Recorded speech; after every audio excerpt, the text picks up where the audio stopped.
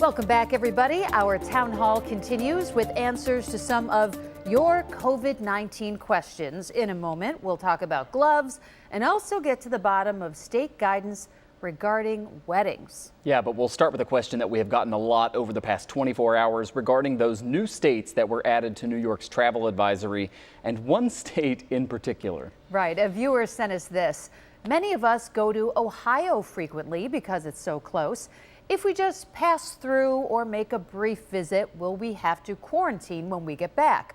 Or is this just to protect us from people who live there? All right, first of all, this does apply to everybody, not just Ohio residents. Yeah, we get the specifics about all this from a 5-page document that was put out by the state health department. First, you should know essential employees are exempt, so first responders, truck drivers going through, etc. But for everybody else, this is the key section from page 2. I'll read it to you.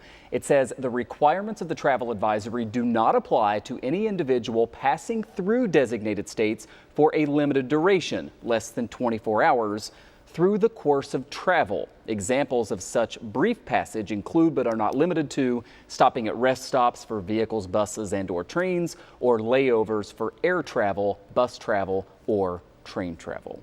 So one of the questions that we've gotten is, can I drive to Cleveland for a day trip and come back?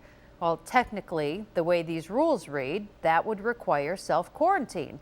Of course, Michael, the issue becomes enforcement. Yeah, we've talked about how difficult that is, no doubt. Up next, it is, of course, wedding season, and a viewer asked us, any news on wedding receptions yet? How many guests can be invited? So small weddings are allowed right now. Was this one sent in by my niece, Helen Demler? Very possibly. She's got some October nuptials coming up, and we're all kind of nervous. Well, here are the latest rules. In phase 4, you can have gatherings of up to 50 people. So that's the limit for a wedding reception. Now, the actual service could have more people if it's in a place of worship, because they're allowed to seat up to half occupancy.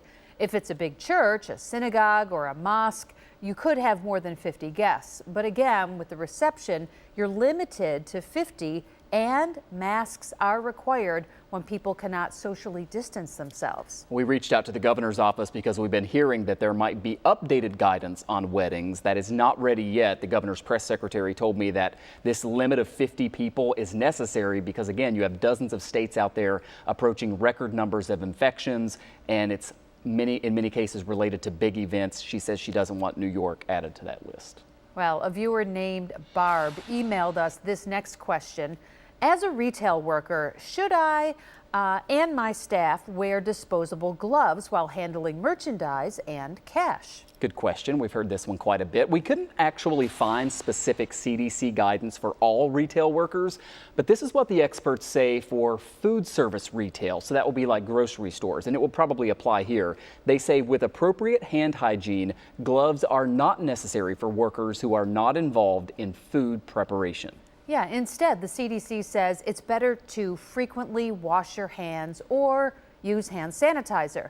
Now, the theory with gloves, Michael, is that the virus can live on them. Yeah. And if you touch your face or you don't properly remove them, you can actually put yourself at higher risk. Yeah. I think a lot of people, it makes them feel better to be wearing the gloves, but it's not like the virus penetrates your skin. Yeah. It's what you do with your hands that really puts you in danger. Could do more harm than good.